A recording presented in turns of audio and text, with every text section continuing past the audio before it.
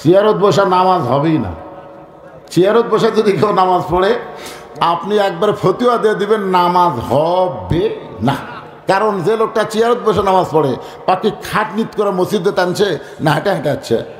কথা কন না কেন? ওকে খাটনিত করে আনছে না নিজে হেঁটে হেঁটে? যে লোকটা নিজে হেঁটে হেঁটে মসজিদে আসে ওই লোকটা চেয়ারে বসে নামাজ পড়লে যারা জামাতে নামাজ পড়ে তাদের জামাতের সওয়াব আল্লাহ বঞ্চিত করে দেয়। জামাতের সওয়াব থেকে তারা মাহরুম হয়ে যাবে।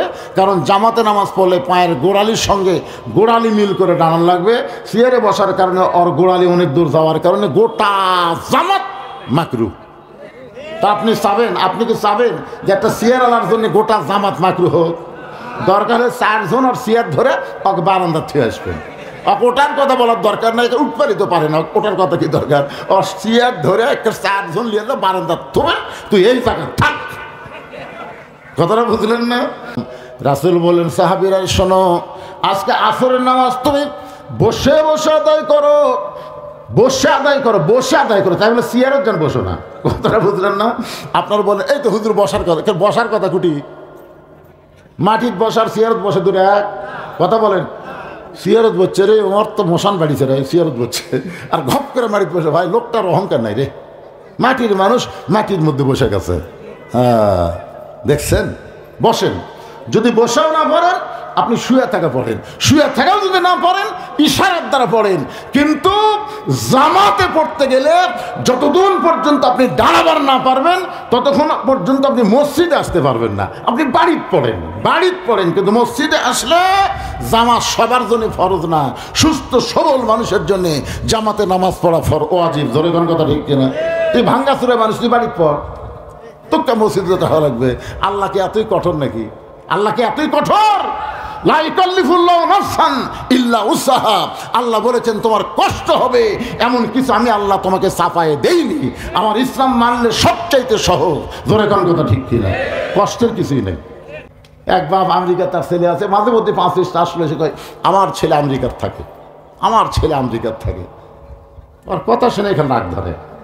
হোটেল মধ্যে তাকে থেকে এক বাপ বসে আছে। আমি তো বললাম কে রে ভাই আপনার ছেলে? কয় সৌদি আরবে থাকে। হুজুর তো কোনোদিন কর না কেন? হুজুর সৌদি আরবে থাকে তো কই না। এখানে পাগলা, আমেরিকা থাকলে ওর বেটা জানোয়ার হবে আর সৌদি আরবে তোমার ছেলে গেলে বেনামাজিও নামাজি হবে। ধরে কোন কথা ঠিক না? মুসলমানের বাচ্চা আমেরিকায় থাকলে কোনোদিন অহংকার করবে না, সৌদি আরবে গেলে মদিনায় থাকলে অহংকার করতে পারে। ধরে কোন কথা ঠিক কিনা? তোমার বেটা আমেরিকা থাকে কি আছে? ওই মুসলমান আছে না খ্রিস্টান আছে? চিন্তা করে দেখো, শেখ হাসিনার বেটা আমেরিকার থেকে না কুটি আসলো, খ্রিস্টানক বিয়ে করছে। তার মানে কি বুঝতেছেন? সৌদি আরবে জানতো একটা খ্রিস্টানক বিয়ে করে ফেলবেন? এ কথা কন না কেন? আমাকে এলাকার বহু সৌদি আরবে গেছে 5 ওয়াক্ত নামাজ এখন হেরের মধ্যে পড়ে। হুজুর এটি এসব নাম বেয়া নামাজে থাকা যায় না হুজুর। একবার কে যেন খোঁজ দিতে, আমরা 3 জন হোটেলের মধ্যে নামাজ পড়িনি, অগ্রহ ডাকা নিয়ে যা পাশার কাপড় খুলে 5টা করে বাড়ি মারতে। হুজুর হাই হাই এমন জায়গাত মারে কেউ দেখানো যায় না। খারাপ মানুষ গেলে সৌদি আরবের পরশে ভালো হয়ে যায়, ভালো মানুষ আমেরিকায় গেলে নষ্ট হয়ে যায় পরিবেশের কারণে। আল্লাহর বান্দার একটু মনোযোগ দেন। নবী বললেন ওমর শুধু 2 চোখটা দেখো না, চোখটা বন্ধ করে তাকায় দেখো। এখান থেকে ইমাম মালিক একটা হাদিস নিয়ে আইছে। আল্লাহ নবী আসরের নামাজের পরে যখন আলোচনা করতেছেন এমন সময় পিছনে একজন সাহাবী দাঁড়িয়ে আছে। রাসূল বলেন ইজলিস, বসো। তুমি দাঁড়াইছো কেন? সাহাবী বলতেছে রাসূলুল্লাহ আমি একজন রাখাল, আমি উট দুম্বা চড়াই। হযরত বেলাল যখন আজান দিয়েছে, আজান শোনার সঙ্গে সঙ্গে এত দূরে আমার উট দুম্বা ছিল, ওগুলো রাইকা আস্তে আস্তে আমার দেরি হয়ে গেল। এই মসজিদের মধ্যে জায়গা পাই নাই, মসজিদের বারান্দাতে আমার জায়গা হয় নাই। আমি একেবারে শেষ কাতারে নামাজ পড়ে যখন আপনি কিছু বলতেছিলেন গো নবী, আমি দূর থেকে শুনতে পাই, কিন্তু আপনার পবিত্র চেহারা আমি ঠিক মতো দেখতে পাই না। এই জন্য দাঁড়িয়ে দাঁড়িয়ে আমি রাখাল, আপনার পবিত্র চেহারা দেখে আমার কলিজা একটু শান্তি পায়। সঙ্গে সঙ্গে নবী বললেন সাহাবীরা তোমরা মাঝখানে রাস্তা করে দাও, তোমরা মাঝখানে রাস্তা করে দাও। সমস্ত সাহাবী নড়ে সরে যখন মাঝখানে রাস্তা করে দিল, আবু বকর ওমর মনে করতেছে নবী হয়তো রাখালকে কাছে ডাকবে, কিন্তু নবী রাখালকে না ডাক দিয়ে নবী আমার মেহরাব থেকে হেঁটে হেঁটে রাখালের দিকে যায়। সাহাবীরা বলেন, ইয়া রাসূলুল্লাহ, আমি রাখালকে কাছে না ডেকে আপনি রাখালের দিকে কেন হাঁটতেছেন? আল্লাহ নবী বলেন, সাহাবীরা রে, ওই রাখালের কলিজার মধ্যে এত মহব্বত আমি দেখতে পাচ্ছি, যে মহব্বতের পাওয়ার আমি নবীকে তার কাছে নিয়ে যাচ্ছে। ইমাম মালিক বলেন, পৃথিবীর যেখানেই তোমরা থাকো না কেন, যদি মদিনায় তোমার যাবার ভাগ্যে না হয়, তুমি মদিনার মানুষটার সুন্নত আমল করবা, মদিনার মানুষটার উপরে বেশি বেশি দরুদের আমল করবা, তার আদর্শ গ্রহণ করে নিবা। তুমি পৃথিবীর যেখানেই থাকো না কেন, একদিন স্বপ্নে যোগে এই দয়ার নবী তোমার ভাঙ্গা বাড়িতে হাজির হয়ে যাবে। আল্লাহ রাসূল বলে, ওমর, ইত্তাকু ফিরাসাতাল মুমিনিনা ফাইন্নাহু ইয়ানজুরু বিনূরিল্লাহ। দুই চোখ বন্ধ করে একবার তাকায় দেখো। ওমর ফারুক দুইটা চক্ষু বন্ধ করে যেই মাত্র তাকাইছে, গোটা দেহ থরথর করে কাঁপতে কাঁপতে এক সময় হযরত ওমর মসজিদ নববীর মাজায় পড়ে যায়। সাহাবীরা বললেন, ইয়া রাসূলুল্লাহ, ওমর ফারুক মনে বেহুশ হয়ে গেল, আমরা তাকে হুঁশ ফিরাই। রাসূল বললেন, না, হুঁশ ফিরার লাগবে না, নিজে নিজেই এক সময় হুঁশ পাবে। ওমর ফারুক যখন হুঁশ পাইছে, আল্লাহ রাসূল বলেন, ওমর কি দেখলে? ওমর বলে, ইয়া রাসূলুল্লাহ, নূরের চোখে তাকায় দেখি ওই দুর্বল সাহাবীর ভিতরে এমন একটা বিশাল ঈমান। আল্লাহ রাসূল বললেন, কত বড়? ওমর ফারুক বললেন, সূর্যের চাইতেও বড়। 3.5 হাত মানুষের মধ্যে সূর্যের চাইতেও বড় ঈমান যদি থাকে, শুধুমাত্র নামাজের মাধ্যমে চায় কার কাছে? না খাইয়া মরে যাবে, কিন্তু আল্লাহ বাদ দিয়ে ওসমানের কাছে যাবে না। সেই নামাজ আমাদের আছে না নাই? খালি জুম্মা পড়লে হবে না ভাইজান, যে বাইতুল আকসা মসজিদ করতেছেন, খালি জুম্মা পড়লে হবে না, সবার শেষে শেষে আগে যাবেন, এই ধান্দা বাদ দেন। 5 ওয়াক্ত নামাজ আদায় করা লাগবে। ধরে কোন ঠিক কিনা? এই মসজিদ কমিটির বাবাজানদের বলতেছি, আপনারা মসজিদের উন্নয়ন করবে, মাহফিল করতেছেন। মসজিদের উন্নয়ন মানে টাইলস ফাইলস দিয়ে বিদেশি প্যাটার্নের মসজিদ করা না। মসজিদের উন্নয়ন হলো মুসল্লি কালেকশন করা। ধরে কোন কথা ঠিক কিনা? আমরা বেশি মুসল্লি নিয়ে মসজিদে 5 ওয়াক্ত জামাত আদায় করব ইনশাআল্লাহ। মসজিদের যত সমস্যা আছে, বাহিরের লোক লাগবে না, যারা নিয়মিত নামাজ পড়ে মসজিদের সঙ্গে তাদের আত্মার এত মহব্বত হয়ে যায়, নিজের বাড়ি তৈরি না করে আগে মসজিদ সুন্দর করবে। ধরে কোন কথা ঠিক কিনা? এই পাকিস্তানের ক্রিকেটার শহীদ আফ্রিদি, নাম শুনছেন শহীদ আফ্রিদির? ও আগে 19টা, শহীদ আফ্রিদি আগে 19টা মসজিদ বানানোর পরে তারপরে বাড়ি বানাছে। বউ মাঝে মধ্যে কে গো আমাকে বাড়ি বানাবে না? আল্লাহর ঘর বানাতে বানাতে আল্লাহর প্রতি এমন মহব্বত হয়ে গেছে, আমার বাড়ির কথা আমার মনেই থাকে না। দেখছেন, একটা শহীদ আফ্রিদি একটা ক্রিকেটার একাই 19টা মসজিদ বানিয়ে দিয়েছে। আর আমরা একটা মসজিদ বানাবার যায় 5,000 লোক দেওয়া হয় না। বাড়ির পায়খানা সুন্দর করতেছে, ও টাইলস মাইস দিয়ে কমর টমর লাগায়, কি মশান! আল্লাহর ঘর তুই 10টা টাইলস দিতে পারিস না? ওই বাড়ি থুইয়া যাওয়া লাগবে। মসজিদ কিয়ামত পর্যন্ত আপনার জান্নাতের সুপারিশ করবে। ধরে কোন সুবহানাল্লাহ। ইসরাফিল যখন সিংহায় ফুৎকার দিবে, আপনাকে এই 5 বিবির একটা বিল্ডিং থাকবে, তখন একটা বিল্ডিং থাকবে, এমনকি পাহাড় টাহাড় সব খালি তুলার মতন উঠতে থাকবে, কিন্তু এই মসজিদ ধ্বংস হবে না। মসজিদ ধ্বংস হবে না। আল্লাহ বলে, মসজিদ ইসরাফিলের সিংহায় এত জোর নাই যে তোমাকে ধ্বংস করবো, কারণ তুমি আমার ঘর। বাইতুল ইনসান ধ্বংস হবে, বাইতুল্লাহ ধ্বংস হবে না। তো মসজিদ বলে, আল্লাহ তাহলে কি করবা? আল্লাহ কয়, তোমাকে আমি জান্নাতে জায়গা দিলাম। মসজিদ কয়, কেন কেন আমাকে জান্নাতে জায়গা দিবা? তুমি আমার ঘর। তো তোমার ঘর বানালো কে? তুমি তো খালি দাবি করছিস আমার ঘর। বানাছে কে? তুই বানাছ? আল্লাহ কয়, মসজিদ রে, আমি ঘোষণা করছি রে, জনগণ টাকা পয়সা দিয়ে আমার ঘর বানিয়ে দিবে, আমি তাদেরকে জান্নাতে একটা করে ঘর দিয়ে দেবো। জোরে কর না সুবহানাল্লাহ। বাতাস দিলে ধানের মধ্যে চিটা পাতান থাকে। মসজিদের যে আদায় শুরু হয়েছে, চিটা পাতান উড়ে চলে গেছে। এই দানাদারগুলো বসে আছেন, সামনের দিকে আসেন। আর যারা দাঁড়িয়ে আছেন এই ফাঁকে আপনারা বসেন। আর কোনো আদায় না, একটানা আলোচনা। একটু জিকির করেন, লা ইলাহা ইল্লাল্লাহ, লা ইলাহা ইল্লাল্লাহ, জোরে লা ইলাহা ইল্লাল্লাহ, লা ইলাহা ইল্লাল্লাহু মুহাম্মাদুর রাসূলুল্লাহ। সকলে বলি সাল্লাল্লাহু আলাইহি ওয়াসাল্লাম। আল্লাহর নবী আসরের নামাজের ইমামতি করবেন। নবী আমার মেহরাবের মধ্যে দাঁড়ায় গেলেন। হযরত বেলাল আকামত দেওয়া শুরু করলো। আস্তাইনু বিস-সাবরি ওয়াস-সালাহ ইন্নাল্লাহা মা'আস-সাবিরিন। এই আয়াতটাকে বোঝানোর জন্য কিন্তু আলোচনা শুরু করলাম। অন্যদিকে মন না দিয়ে একটু মনোযোগ দিয়ে শুনবেন। এমন সময় আল্লাহর নবী দেখেন সামনে কাতারে একজন সাহাবী বসে আছেন। বেলাল আকামত দেওয়া শুরু করেছে। এমন সময় একজন সাহাবী সামনে কাতারে বসা দেখে নবী একটু রাগ করে বললেন, কুমু লিল্লাহি কানিতিন, আনুগত্য নিয়ে আল্লাহর জন্য দাঁড়াও। কারণ নামাজের মধ্যে 13 ফরজ, তার মধ্যে একটা ফরজ হলো দাঁড়িয়ে নামাজ পড়া। 13টা ফরজের মধ্যে একটা ফরজ কি? চেয়ারত বসা নামাজ হবেই না। চেয়ারত বসে যদি কেউ নামাজ পড়ে আপনি একবার ফতুয়া দিয়ে দিবেন নামাজ হবে না। কারণ যে লোকটা চেয়ারত বসে নামাজ পড়ে তাকে খাটনিত করে মসজিদে টানছে না হেঁটে হেঁটে আসছে? কথা কন না কেন? ওকে খাটনিত করে আনছে না নিজে হেঁটে হেঁটে? যে লোকটা নিজে হেঁটে হেঁটে মসজিদে আসে ওই লোকটা চেয়ারে বসে নামাজ পড়লে যারা জামাতে নামাজ পড়ে তাদের জামাতের সওয়াব আল্লাহ বঞ্চিত করে দেয়। জামাতের সওয়াব থেকে তারা মাহরুম হয়ে যাবে। কারণ জামাতে নামাজ পড়লে পায়ের গোড়ালির সঙ্গে গোড়ালি মিল করে দাঁড়ান লাগবে। চেয়ারে বসার কারণে ওর গোড়ালি অনেক দূর যাওয়ার কারণে গোটা জামাত মাকরুহ।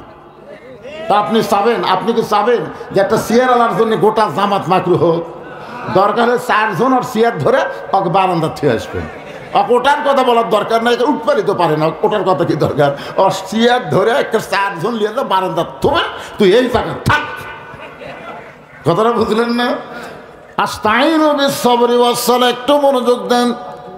সঙ্গে সঙ্গে সাহাবী কান্দের বলে, ইয়া রাসূলুল্লাহ, হযরত বেলাল যখন আকামত দেওয়া শুরু করেছে ওই সময় আমার মন দাঁড়াইছে, কিন্তু আমার দেহ দাঁড়াবার পারতেছে না।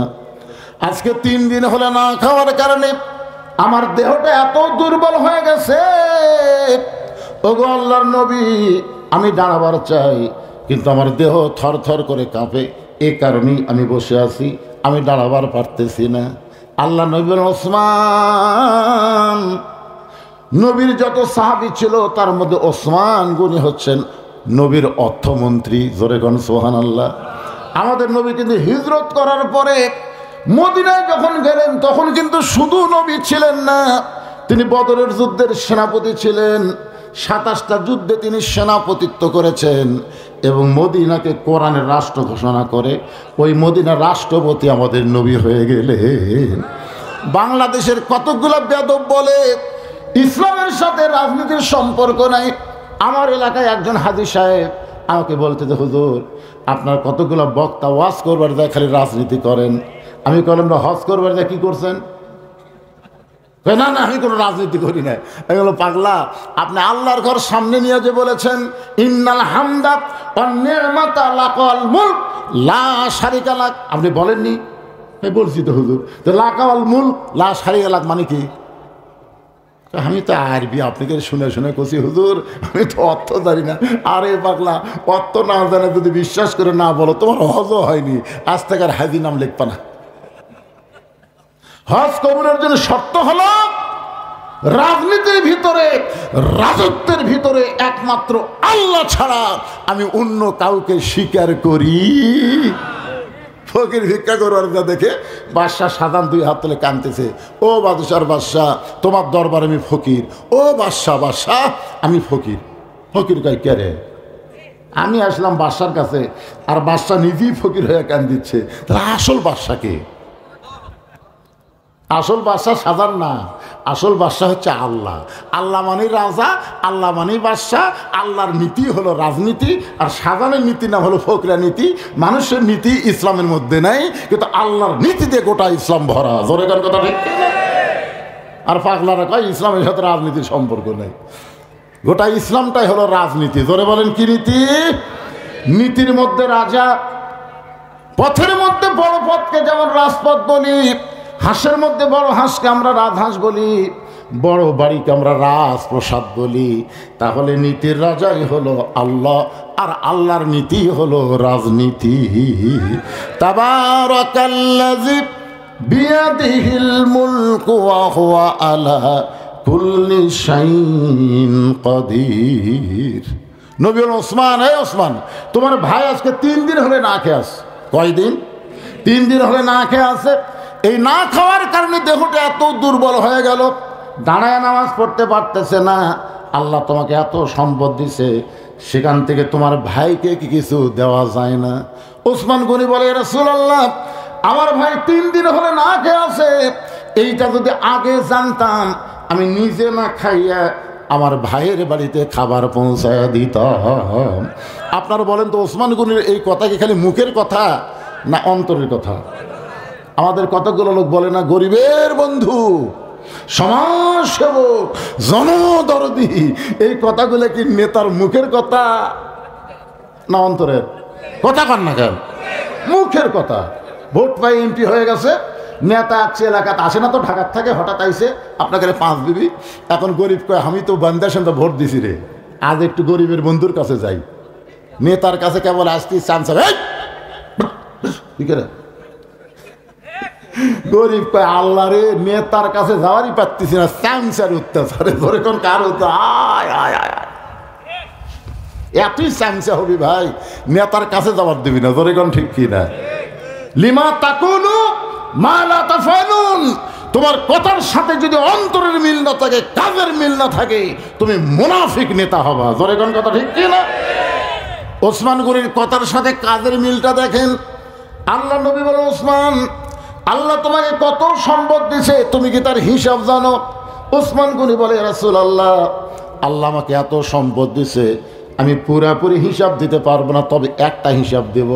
সেই হিসাবটা হলো, আল্লাহ দেওয়া সম্পদ আমি সংরক্ষণ করে রাখতে গিয়ে যতগুলো গুদাম আছে, ওই গুদামে তালা দেওয়ার পরে চাবি টানার জন্যে একটা উট হিমশিম খেয়ে যায়। তাহলে কতগুলো কি আছে গুদাম, ওই গুদামের তালা দিয়ে যে চাবি থাকে না, ওই চাবি টানতে একটা উট হিমশিম খেয়ে যায়। রাসূল ওসমান, আল্লাহ যদি সমস্ত সম্পদ তোমার কাছে ফেরত চায়, কারণ সম্পদ দিচ্ছেন কে? আল্লাহ। যদি ফেরত চাই, তুমি কি আল্লাহকে ফেরত দেবা? সঙ্গে সঙ্গে ওসমান গনি এক দৌড়ে গিয়া উটের রশি ধরে টেনে এনে নবীর হাতে দিয়ে বললেন, ওগো আল্লাহর নবী, শুধু গুদাম না, গুদামের সমস্ত মাল শুধু নয়, গুদামের তালা শুধু নয়, গুদামের চাবি বহনকারী উটটাও পর্যন্ত আল্লাহকে দিয়া দিলাম। সঙ্গে সঙ্গে নবী বলে, ওসমান, চাহিদা মাত্র সব তার বাহককে দিয়া দিলাম, তাহলে তোমার জন্য তুমি কি রাখলা? ওসমান গনি বলে, ওগো আল্লাহর নবী, আমার বুকটা চিরে কলিজা যদি আপনি দেখেন, আমার কলিজার মধ্যে ডান পাশে আল্লাহ আর বাম পাশে মোহাম্মদ রাসূলুল্লাহ লেখা আছে। এই দুইটা সম্পদ ছাড়া ওসমানের আর কোনো কিছুর দরকার নাই। সঙ্গে সঙ্গে ডাক দেওয়ার, আল্লাহ, চাহিদা মাত্র ওসমান সব তোমাকে দিয়া দিছে, এমনকি যে চাবিগুলো উট বহন করে সে উটটাও পর্যন্ত দিয়া দিল। আল্লাহ, আমি নবী ওসমানকে কি দিব? আমার তো দেওয়ার কিছু নাই। আল্লাহ বলে, হাবিব, ওসমান গোল্ডেন A+ পাইছে, আমার গানি ডিগ্রি আমি আল্লাহ ওসমানকে দিয়ে দিলাম। সেদিন থেকে নাম হলো ওসমান গনি। ধরে বলেন, নাম কি? ওসমান গনি। বলতেছ, আল্লাহর নবী, আমার ভাইটা 3 দিন হলে না খেয়ে আছে, এইটা যদি আমি আগে জানতাম আমি নিজে না খাইয়া আমার ভাইয়ের বাড়িতে খাবার পৌঁছায় দিতাম। রাসূল বলেন, সাহাবীরা শোনো, আজকে আসরের নামাজ তুমি বসে বসে আদায় করো, বসে আদায় করো, বসে আদায় করো। তাই বলে চেয়ারের জন্য বসো না। কথাটা বুঝলেন না? আপনার বলেন, এই তো হুজুর বসার কথা, বসার কথা কুটি, মাটির বসার চেয়ারত বসে দূরে এক কথা বলেন। চেয়ারত বসছে রে, ওর তো মশান বাড়িছে রে, চেয়ারত বসছে আর ঘপ করে মাটির বসে। ভাই, লোকটার অহংকার নাই রে, মাটির মানুষ মাটির মধ্যে বসে গেছে। হ্যাঁ, দেখছেন? বসেন। যদি বসেও না পড়েন, আপনি শুয়ে থাকা পড়েন, শুয়ে থাকাও যদি না পড়েন, ইশারার দ্বারা পড়েন, কিন্তু জামাতে পড়তে গেলে যতক্ষণ পর্যন্ত আপনি দাঁড়াবার না পারবেন ততক্ষণ পর্যন্ত আপনি মসজিদে আসতে পারবেন না। আপনি বাড়িতে পড়েন কিন্তু মসজিদে আসলে জামাত সবার জন্য ফরজ না, সুস্থ সবল মানুষের জন্য জামাতে নামাজ পড়া ওয়াজিব। ধরে কোন কথা ঠিক কিনা? তুই ভাঙ্গাচুরে মানুষ, তুই বাড়িতে পড়, তোকে মসজিদে যেতে ভালো লাগবে। আল্লাহ কি এতই কঠোর নাকি? আল্লাহ কি এতই কঠোর? লা ইকাল্লিফুল্লাহু নাফসান ইল্লা উসআহা। আল্লাহ বলেছেন তোমার কষ্ট হবে এমন কিছু আমি আল্লাহ তোমাকে চাপায়ে দেইনি। আমার ইসলাম মানলে সবচাইতে সহজ। ধরে কোন কথা ঠিক কিনা? কষ্টের কিছুই নেই। একটু মনোযোগ দিয়ে শুনবেন। আল্লাহ নবী বলেন, সাহাবী রে, আজকের দিনে তুমি বসাই নামাজ পড়ো, নামাজ শেষ হওয়ার পরে তুমি ওসমানের কাছে যাবা। ওসমান এমন দেওয়া দিবে তোমার আর না খেয়ে থাকা লাগবে না, আর তোমাকে কোনোদিন না খেয়ে থাকা লাগবে না। ওসমান এমন দেওয়া দিবে, গরিব সাহাবী ছোট বাচ্চার মতন কাঁদতেছে। রাসূল বলে, কান্দো কেন? বলো, আল্লাহর নবী, এখন পর্যন্ত আস্তাইনু বিসসবরি ওয়াসসালাহ ইন্নাল্লাহা মা'আস সাবিরিন ইয়াকা না'বুদু ওয়া ইয়াকা নাস্তাইন। ওগো আল্লাহর নবী, 3 দিন হলে না খেয়ে থাকার পরেও এখন পর্যন্ত আমার ঈমান আমাকে বলে দিচ্ছে আল্লাহই দিবে। কে দিবে? আল্লাহ বলেছেন, ইয়া আইয়ুহাল্লাযীনা আমানুস্তাইনু বিসসবরি ওয়াসসালাহ, ধৈর্য আর নামাজের ভিতর দিয়ে চাও। আমি এখন পর্যন্ত 3 দিন না খাওয়ার পরেও, আমার দেহ দুর্বল হওয়ার পরেও আমার ঈমান আমাকে বলে দিচ্ছে আল্লাহই আমাকে দিবে। যতক্ষণ পর্যন্ত আমার ঈমান বলবে আল্লাহই দিবে, ততক্ষণ পর্যন্ত আমি না খাইয়া মরে গেলেও আমার আল্লাহ ছাড়া আমি দুনিয়ার কোনো ওসমানের কাছে যাব না। হায় হায় রে, নবীর সামনে নবী বলতেছে আমার ঈমান যতক্ষণ বলবে আল্লাহই দিবে, যতক্ষণ কে দিবে, ততক্ষণ পর্যন্ত আমার আল্লাহ ছাড়া আমি দুনিয়ার কোনো ওসমানের দরজা যাব না। সঙ্গে সঙ্গে আল্লাহ নবী বললেন, আজকে নামাজ দেরিতে হবে, আজকে নামাজ দেরিতে হবে। সমস্ত সাহাবারা বললেন, আমাদের কোনো আপত্তি নাই, কারণ নেতা যা বলবে কর্মীদেরকে তাই মানা লাগবে। ইমাম যদি কোনো কারণে নামাজ 5 মিনিট আগে পড়ায়, কোনো জরুরি কারণে যদি 5 মিনিট আগে পড়ায়, যেটা আমি আজকে জুমার নামাজ যেখানে পড়াইছি 1:01টায় শেষ করছি। আমি বলছি, ভাই আজকের দিন আমাকে যখন উদ্বোধন করবেন তাহলে আমাকে এই সময়ের মধ্যে আর একটা মাহফিল আছে, কারণ এই হাসিনা পলানোর পরে ওয়াজের কলেরা শুরু হচ্ছে। ধরে কোন কথা ঠিক কিনা? দৈনিক 4টা 5টা কমপক্ষে 3টা করে, আয় হায় এ বুড়া বয়সে আমি পাচ্ছিস না ভাই, এদের কলেরা। সকালে ওয়াজ, দুপুরে ওয়াজ, সন্ধ্যায় ওয়াজ, রাতে ওয়াজ, আজকে আবার 2টার পর, রাত 2টার পরে আমার আর একটা ওয়াজ আছে। কি যে কলেরা লাগছে, অনুমতি লাগিচ্ছে না তো, খালি মাইকটাকে মাইকিং করার রে। হাসিনাই ভালো আসলো রে, আপনাদের 5 দিন মধ্যে ঢুকবার দেয়নি, আলহামদুলিল্লাহ। এখন ঢুকবার যায় তার সময় নেই, যখন খুশি তখন। একটু মনোযোগ দিয়ে শুনবেন। আল্লাহ নবীর সঙ্গে এমন কথা যখন সাহাবী বলতেছে, তাও আবার সবল না দুর্বল, জোরে খান। সঙ্গে সঙ্গে নবী বললেন, আজকে নামাজ দেরিতে হবে। সাহাবীরা বললেন, নেতা যা বলবে কর্মীরা তাই মানবে। আজকে মসজিদের ইমাম যদি কোনো কারণে বলে নামাজ দেরিতে হবে, তখন কি করবে? হুজুর কি আজকে আসর যদি এখন বাজতেছে 4:10, যদি একটু দেরিতে হয় আপনাদের অসুবিধা আছে? নবী বলছে দেরিতে হবে, কর্মীরা মানে নিচ্ছে। আর আমরা তো নবী না, আল উলামাও ওয়ারাসাতুল আম্বিয়া, আলেমরা হচ্ছে নবীদের ওয়ারিস। যদি আজকের তাফসীর শুনতে যায় 10 মিনিট একটু পরে যায়, অসুবিধা হবে না? নাও যেতে পারে, একটু ইশারা দিয়ে থুলাম। এই বলে আল্লাহর নবী মেহরাব থেকে দুর্বল সাহাবীর দিকে রওনা দিয়েছে। একটু খেয়াল করে শোনেন, কোনাতে বসে আছে, মসজিদ নববীর এক কোনায় বসে আছে দুর্বল সাহাবী। আল্লাহ নবী মেহরাব থেকে ওই দুর্বল সাহাবীর দিকে যখন রওনা দেয়, এমন শুনে হযরত ওমর আল্লাহ নবীর জুব্বা টেনে ধরেছে। আল্লাহ নবীর জুব্বা ধরেছে। কে ধরছে? ওমর। হুজুর, আপনার জুতার পরশে আল্লাহর আরশ ধন্য হয়ে যায়, আপনার জুতার পরশে আল্লাহর আরশ ধন্য হয়ে যায়। যখন জিবরাইল বলতেছে ওগো আল্লাহর নবী, আমার তো ব্রেক হয়ে গেল, আমি মনে করছিলাম আপনার সাথে আমি আল্লাহর কাছে যাব, কিন্তু আল্লাহ তখন যাবার দিচ্ছে না, আমার গেলে আমার অস্তিত্ব পুরো হবে ছাই, এখান থেকে আপনি একলাই যান। নবী যখন আল্লাহর আরশের দিকে পা বাড়াচ্ছে, জিবরাইল বলতেছে হুজুর ওই যে জমজমের কুমিরে পানিতে উজু করার সময় যে জুতা পাওয়াত আছে, ওই জুতা কিন্তু এখনো আছে। সঙ্গে সঙ্গে নবী একটু হেলে দুলে পায়ের জুতা খুলতে যাবে, এমন সময় আল্লাহ ডাকদা বলেন, তুর পাহাড়ের ধুলি লাগিয়া মুসা নবীর সম্মান বেড়ে যায়, তুর পাহাড়ের ধুলি লাগিয়া। মুসা নবী কিন্তু আল্লাহ বলছে জুতা খোল, জোরে কোন কথা ঠিক কিনা? তুর পাহাড়ের ধুলি লাগিয়া মুসা নবীর সম্মান বেড়ে যায়, নূর নবীজির জুতার ধুলাই, নূর নবীজির জুতার ধুলাই আল্লাহর আরশ ধন্য হয়। আপনার জুতার পরশে আল্লাহর আরশ ধন্য হয়ে গেছে। আপনি কেন দুর্বল সাহাবীর দিকে যাবেন? আপনি হুকুম দেন, ওই দুর্বল সাহাবীকে চ্যাং দোলা করে আপনার কাছে নিয়ে আসতেছি। হুজুর আপনি কেন যাবেন?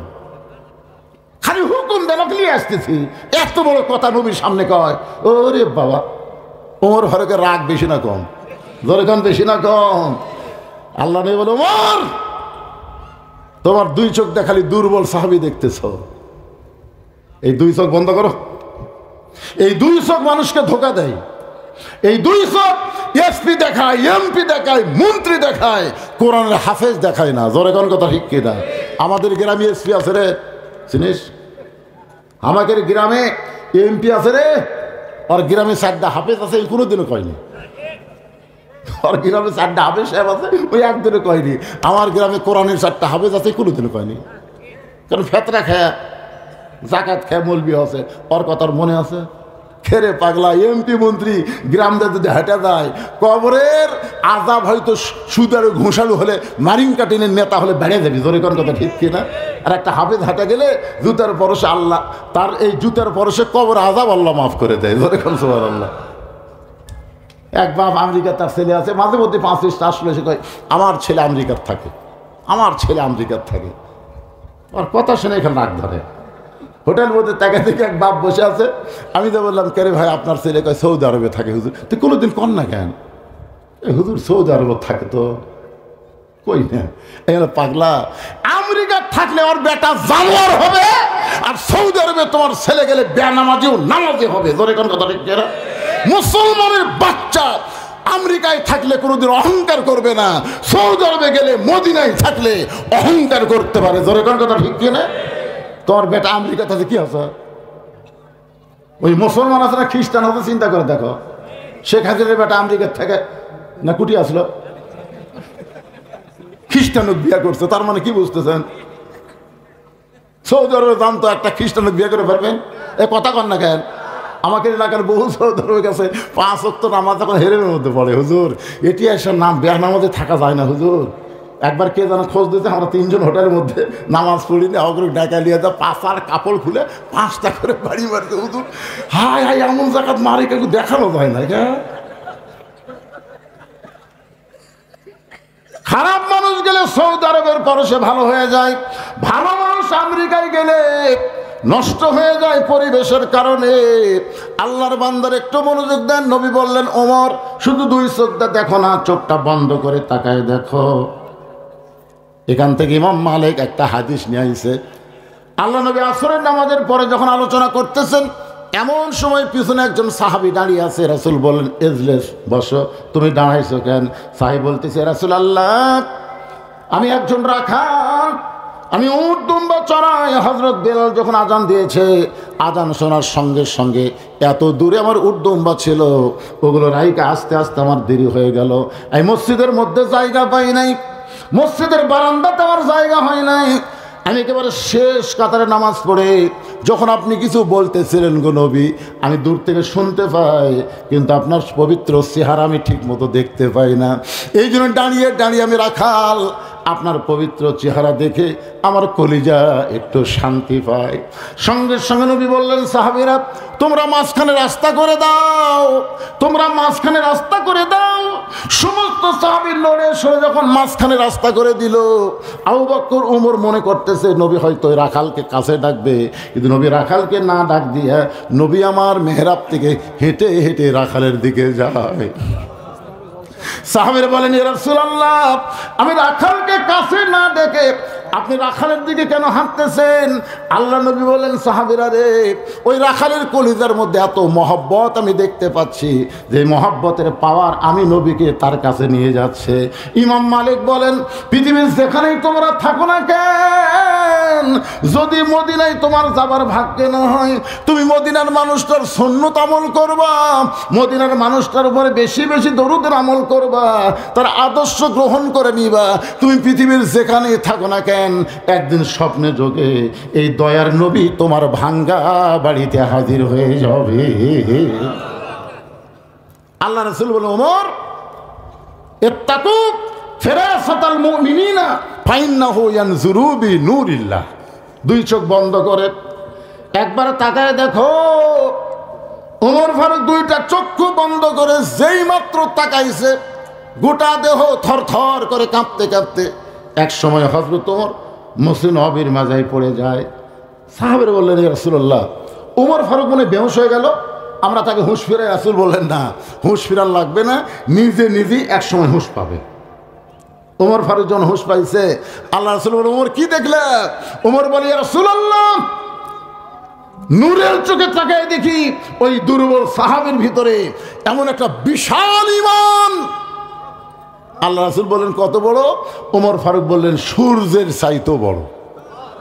3.5 হাত মানুষের মধ্যে সূর্যের চাইতেও বড় ঈমান যদি থাকে, শুধুমাত্র নামাজের মাধ্যমে চায় কার কাছে?